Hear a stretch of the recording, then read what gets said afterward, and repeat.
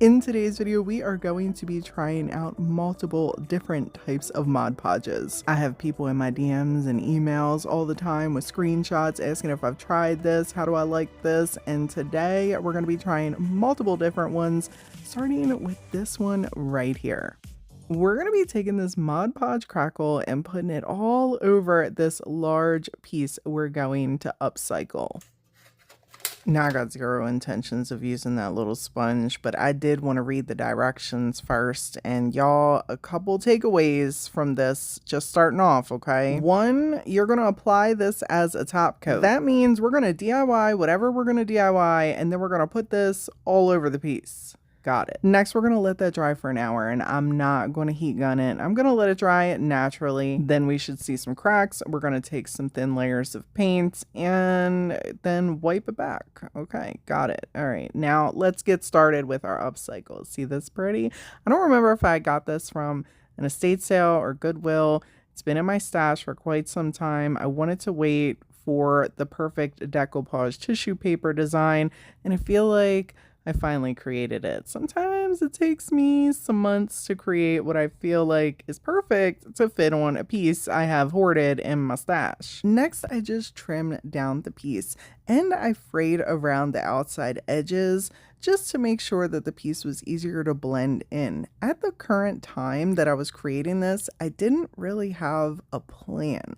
You're kind of watching this unfold, and I have never used this crackle stuff before, so I didn't know what to expect either. I just knew I wanted to do something large enough that I could use different things to test this on. And first, we're going to apply a layer of regular Mod Podge on here with my TDS Creative 3-inch brush and allow this to dry so we can do the iron-on method to this decoupage tissue paper. I then set this to the side and allowed it to dry for about 4 hours. And then it was time to bring on in the iron. Now you can use whatever iron you would like for your iron-on method. I'd usually just have this one, my little craft joint sitting along the side of me. You do not have to have this exact one. And I do turn the temperature all the way up on it. Next, you're going to need a piece of parchment paper. I'm just tearing off a little section. I usually don't use one to cover the whole project because I just move that sucker along with the decoupage. But you guys, do you. Okay, do you. I like to start from one side to the next and work my way all the way across whatever I'm doing the iron-on method to. You feel free to iron on however you would like. And people, spend about 5 minutes doing it, okay? Make sure that sucker is on there. Now, once I was happy with it, I went and grabbed some molds. And I have never used IOD's clay mold stuff before. This was sent to me from Stella Rose Mercantile. She sent me a nice big old box of stuff to try out. This is my first time. I'm actually out of my favorite clay. Okay, full disclosure, because if I had it, I would have used it. I like paper clay. It's been weird lately. It's been a little wonky. I don't know why it's been a little bit crumbly with some of the newer ones I've gotten, but usually it's buttery smooth and it works amazing and it sticks to everything well once I glue it down, and I don't have any shrinking or cracking issues. However, you know, we are trying this out today, and boy, y'all, these molds are deep. And when I tell you that my hands, it took me over 2 hours to put this frame on this piece. I was a little taken away by the work and effort that I put into just framing it. In my mind, I'm like, this is supposed to be a Mod Podge project, and I got real carried away. Like, I got squirreled so hard. I was like, we're just making a beautiful decoupage piece. I used some Type-On Quick and Thick to attach everything, and then I allowed this to dry overnight for 24 hours. I then painted our frame area, edge up, accents, whatever you want to call them, and then let them dry and brought on in the crackle. Okay, it was finally time to crackle. Now, y'all, I spent a minute reading these directions. One direction I didn't see was shake well, because the first squirt, y'all, it was liquidy. I was like, oh no.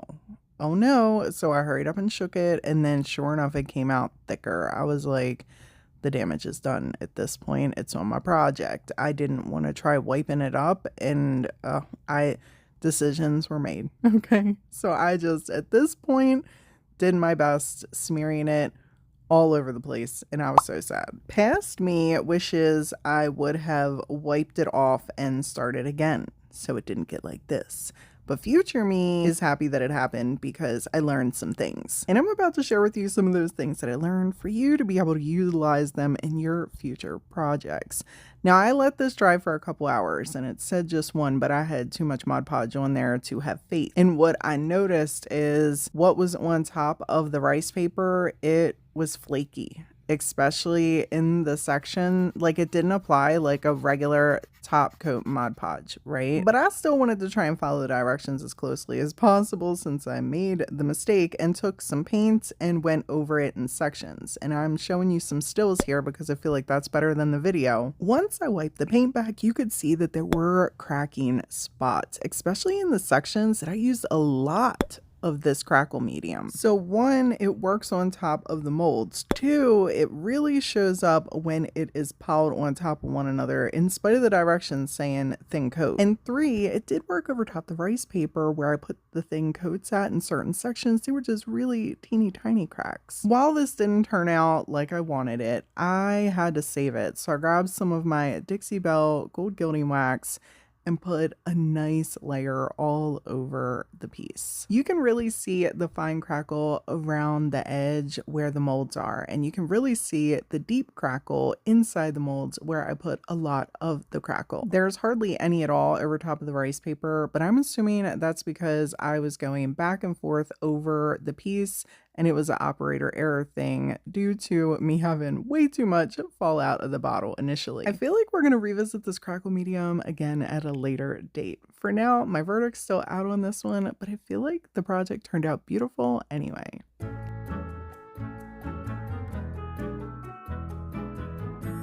How many of you have tried the Mod Podge glitter? If you have, give me a paintbrush down in the comments. We're having an interactive video today. Now, I wanted to get a little bit extra, y'all, and I busted out a deck of cards.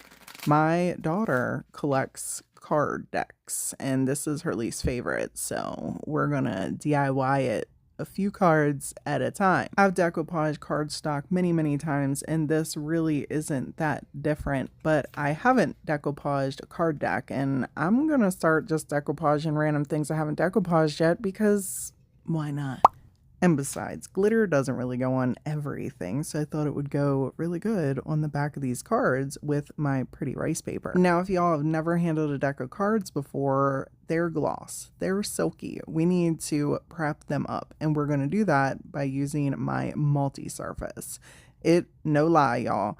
This stuff is great for prepping things, but for real, it's crappy at covering up designs. It took me 5 coats. When each one of these cards on the front and the back, I was cranky to say the least. But the actual takeaway from this is, people, these turned out so cute. I'm definitely going to be doing more cards. I love how these turned out. I wanted to use rice paper, and I would even recommend regular paper because this is cardstock and it's thicker, okay? So the thicker we're decoupaging a piece on here, the better you're going to have a connection, at least in my experience. You can absolutely do a napkin or tissue paper. I just feel like having something thicker on top of something thicker, especially with something like this, it was the best decision I made. And I just took the cards and trimmed out little sections down to size to fit on top of the card. And then I just used some good old Mod Podge. Now, y'all, if I was doing this on furniture or using this on an upcycle piece, normally I use a lot of Mod Podge, and I'll even like wet the cardstock piece, especially if they're matte. This way it helps absorb and it helps attach to the wood or whatever we're upcycling. This is entirely different. I don't necessarily recommend spraying down your cardstock. Just a little bit of, and if you want to do a little spritz on your rice paper, you know, before you connect it to your card, then go right ahead. It's really not going to hurt anything, but you don't need to oversaturate it. All right. I did the same thing for the center, and I cut a big enough section out to cover up where we painted, and I'm just going to pop some florals on here, use the same Mod Podge and apply it down. And if I'm being honest. Yo, these turned out so cute without the Mod Podge glitter. I was almost sad to put it on here because I didn't want to mess them up. You know what I mean? Whenever you're trying something new, you just don't know if it's about to make things worse or better. But seriously, y'all, look at them. Look how cute they are. Anyhow, seriously, this stuff was really easy to use. And as soon as I opened it, I could tell that there was so much pizzazz going on in this jar. It's hard for y'all to see it, but I tried putting just a little dollop that I had gotten on my finger while I was opening it on my skin, just for y'all to see how glittery that was, just in that little teeny tiny swipe. Again, super easy. You just apply it like regular Mod Podge and then let it dry. And I did for 30 minutes, just like the bottle recommended. When I came back, it looked like this. And y'all know I had to put another coat on it, right? Because even though it's glittery, we needed a little bit more, because why not? Realistically, if we're doing it, we might as well go all the way. And people, I love this stuff.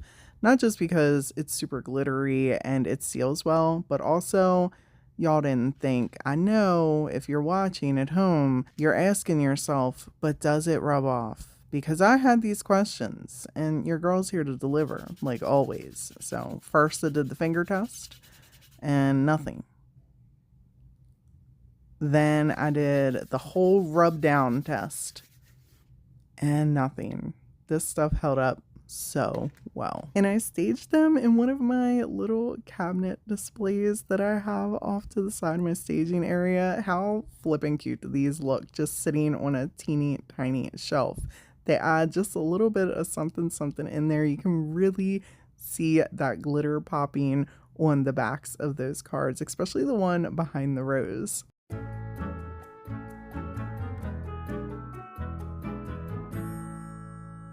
I was not really sure what to expect from this Mod Podge texture coat. In my mind, I was thinking, is this going to be thick and clumpy? But then I got to reading the directions and I got some other ideas. We're going to be using this large canvas from Dollar Tree for this project. And then we're going to be taking our decoupage tissue paper scraps. Now, these are all from my own personal brand, TDS Creative. You can use whatever you want. I'm asked often, what do I do with my scraps? I save them, people. But here's an idea. If you don't know what to do with yours, you can create a mixed media art piece. Now, you don't have to do the extra that I'm going to put on top of here, but realistically, you can just take your scraps, and another cool idea would be to do this on a ceramic piece as well. If you got scraps, you know what I'm saying, put them on down. Now, for just the decoupage, I'm using one of my TDS Creative fan brushes and just some good old Mod Podge and laying the stuff down. The cool thing about my tissue paper is you can actually paint it too. So in the sections that you want it to lay over it, you could paint it so this way you don't have the back shine through. But I actually wanted that look on here. You do you with whatever you're creating, but I just want to let you know that if you wanted to paint over the tissue paper, you absolutely can. Let that dry and then apply it, and it will hide whatever you have through the back that would be translucent normally. Now at this point, I still hadn't opened that bottle yet, so I wasn't sure what to expect. I know that it says it works with fabric and things like that, and I am a doily collector, y'all. I collect doilies, I sell them on Whatnot, and I keep a bunch of them, and I just wanted something really cool and different to do with them. So I thought, let's take a doily and use this texture coat and see what happens, right? Especially because it says you can create dimension with the fabric or twine or whatever you're using. I'm like, oh yeah, let's go grab a doily. So I opened this sucker up and I poured what I thought was a reasonable amount in here. I'm no noob when it comes to DIYing with fabric and material and lace and twine and all that stuff. So little shocked once I got the doily in here, and I still ended up having to add more. You'll see that the doily's in the shape of a strawberry, y'all. Did you see it? I didn't really hold it up as well as I could have, but you guys will see it once I get it all out of there. Now, y'all, this texture coat soaked right on up into this doily, and there wasn't any excess.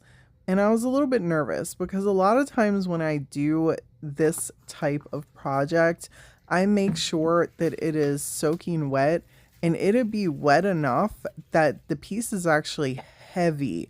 So you have to kind of form it on top of something. I'll use like parchment paper or whatever and settle it some which way and allow it to dry. Sometimes it takes 2 or 3 days.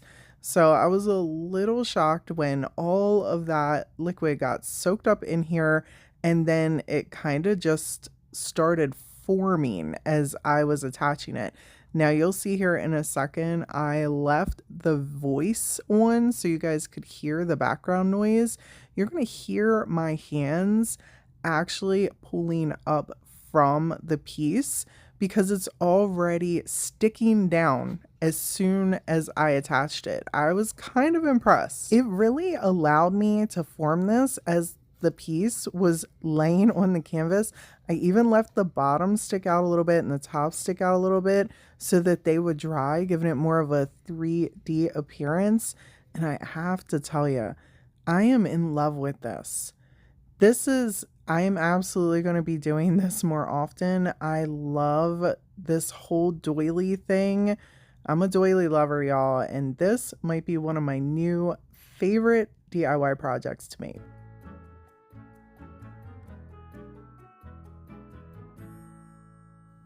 People, have you tried the Mod Podge outdoor? And if you have, put a little sun down in the comments for me. Let me know how you felt about it. We're going to be transforming this cute little cement, plaster, whatever frog. I got him from Dollar Tree. Okay, everybody's got their opinions on what it's made of. We're going to be turning him blue. Last time I painted a frog black and white, there were so many negative comments. Well, here's my inspiration, people, because frogs can be different colors. There's over 7,900 known species of frogs worldwide, okay? Not just green, because I had so many people saying, a frog's supposed to be green.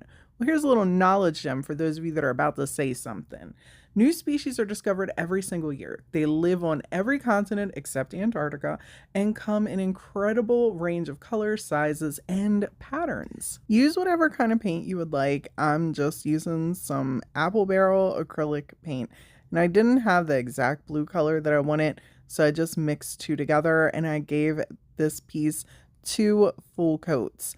And of course, grab some of my black apple barrel paint and a dotting tool and plop little dots all over the place, starting with his booty. Now, y'all, I'm about to switch some stuff up on you in just a second here, because still, I had not read the directions on this Mod Podge outdoor, and this is my first time using it. So when I was all done letting this piece dry, I grabbed the bottle and I started reading the directions. And I'm like, hold on a minute. As I'm reading the directions, you see me here, like, I'm gonna start flipping it kind of back and forth. Like, what? Outdoor? That technically it's outdoor, but this stuff can only be used in a covered patio or like somewhere outside that's still indoors.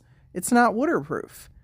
And I don't even have an area like that where I live that I could utilize this stuff. So I was immediately annoyed and then blamed myself because I should have checked the directions while I was in the store purchasing it. So people, I just put that off to the side, okay? We're not doing outdoor here. To me, that just isn't where I was going with this, but I do have the Mod Podge multi-surface, which I was super excited, okay, because I love the folk art multi-surface. So I love that this says you can use it on all different types of things. We can decoupage. It also is able to be used on glass, indoor, outdoor, just all the things. So of course, I struggle opening it and give a couple little squirts, and I applied a nice little coat all over this piece. And people, let me tell you, the biggest thing I noticed with this stuff is it was immediately not tacky. I let him dry for about an hour and look at the little sheen on him. Now I am going to apply another coat and I'm going to let him cure for 28 days and then I'm going to let him sit outside, and this will be to be continued.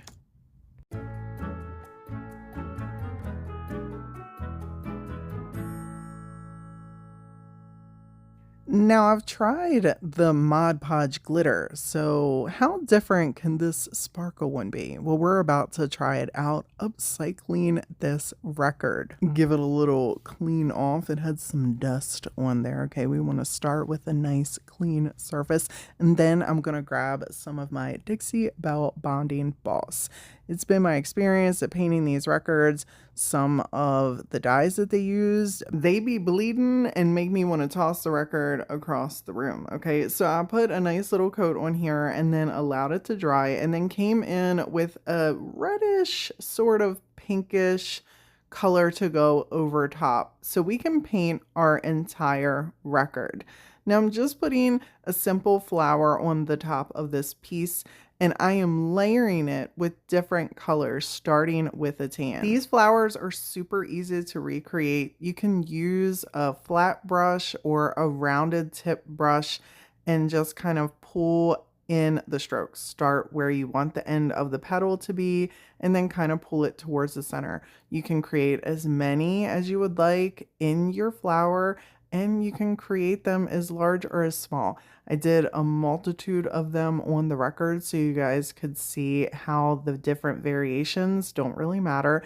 And once the first layer is dry, I came back in with a pink and a white mix on the brush, and then layered throughout each one of the flowers that I already put the base on. Once they dried, I came back in with a triple layer, adding a little bit more of that brown in there, and then the pink and the white, and then adding an extra petal on top of what we already created in between the floral pieces that we had. This is just layering your flower, making it look fuller. That's all we're doing. When I was happy with that, I mixed up some dark brown and some light brown to create our center pieces. And again, you can make these whatever color you want. If you want them to be more realistic, you know, pop that yellow in that center. That's completely up to you. This is how I want it to go about it. When that was dry, I grabbed my dotting tool and came in with some dots and did a little tappity tap tap tap in all over our piece, and I mixed that up with the dark brown and some white. Then I hit it with the fine detail brush and came in creating some little squigglies, and I did that with black and white paint and came back in with a dotting tool and went around with some little white dots, tracing those fine little details. When it was all dry, it was then time to add our sparkle. Okay, and this is me opening it again, first time using this stuff, and if I'm being honest, it's not as sparkly, or should I say glittery, as the glitter. It is sparkly for sure. You're gonna see it. It actually, y'all, it looks beautiful. I've painted a bunch of records, and this is probably my favorite so far. Turned out super pretty, and this sparkle Mod Podge on top of here just really set it off for me. And I was also impressed with the minimal amount of streaks that I could see. While they were still there, it wasn't very dominant. Also could have been the thin layer that I put on the top. Felt like blended in fairly well to this beautiful painting I put on top of this record. You'll have to let me know what you think. People, I really don't know what I thought this was at first. Again, I was at the store just grabbing things, okay? And I waited till I got home to read the directions, and then I'm like, this is just a paper glue. So I had to go find some things. I had to go find some paper pieces to make some paper crafts. It also said to roll it to mix it up. So I got to roll in here, okay? I'm like, let me give this a little mixy before I go find some paper. And not gonna lie, what happened next was a little unusual for me. Ooh, it's like mayonnaise. Oh my gosh. Looks like, it smells too. Oof. Mayonnaise or Cheese Whiz. Cheese Whiz. Velveeta. Stuff is definitely thick. It's thick, y'all. Anyhow, I figured we could just make a little makeshift junk journal. Okay, I had some little pages that I had been sent, who knows from who and how long ago. Thank you, whoever sent these. And I figured we'll just glue them together using this stuff. You know what I mean? Made sure they measured up perfectly. I had 4 pieces. So this way, as we opened our book, that they would, you know, each have sides, and then we had our little cover piece as well. And I just use my scraper to make sure all that excess was out of there. Now I did notice once these dried, and I think this was probably operator error where I might have missed a spot, you know what I mean? That there was a little gap on one side of each end. But other than that, these stuck together fine. It wasn't, it's not like regular glue. I can't explain it. It's a different sort of texture. It's not even really all that tacky. And usually when I do paper crafts, I like that roll-on glue. I don't know how to explain that, but it's like in a little roll-in thing that I use on my hand. And or Eileen's tacky glue. I love that stuff too for paper crafts. Once this was dry, I then just grabbed my little hole poker over here, got a little sponge, and poked 4 holes, 2 at each end. And you could do 3, you know, 1 at the top, 1 in the middle, 1 at the bottom. Or if you want to glue your book, that's just, you know, that's, you do you. Okay, I was putting some holes in here, and then I trimmed them down because we didn't want a bunch of little pieces sticking up when I try to glue the spine down. And then I shoved some thread. This is some twine, really. It's some really super thin twine, and I tied knots on the inside of the book. And honestly, if you want to stop here, you can as well, but I'm testing out this paper glue and wanted to add an inside and a spine to cover up our twine that we just threaded on here. And look how cute this is. This is so cute. I love how it is just like this, but again, we're testing out this paper. So I went and grabbed another piece of paper that I had in my stash and just cut it down to size. I made sure that it did not cover the front or the back so we could still see the words. And I want to tell you, it was impressive how once I had this stuff on that paper, that it just started sticking. And it made, again, it's not the tackiest stuff. Now, once it starts to dry, like in its drying phase, it gets oddly tacky, but as you're working with it, it's not. I flipped this over and did the inside while the outside was still drying because it seemed pretty stable. It did not seem like that paper was popping back off. I will tell y'all something though. You ain't going to be able to just wash this off your hands. Do you feel what I'm saying? This is going to be a pulling type of situation. It is weird. You'll pick up what I'm putting down when it happens to you, okay? Because I was like, what is transpiring on my hands? It was interesting. Anyhow, yeah, I really like this stuff, and I'd like to do more projects with it. I'm definitely intrigued by how well this worked, and I have some other ideas that I'd like to try this stuff with some decoupage. So we'll see what happens. You guys will have to let me know if you've used this paper Mod Podge before and how it works for you and what ways you've used it, if you've used it. If you're looking for more Mod Podge DIYs, check out this video right here. And as always, people, thank y'all so much for stopping by and hanging out with me today.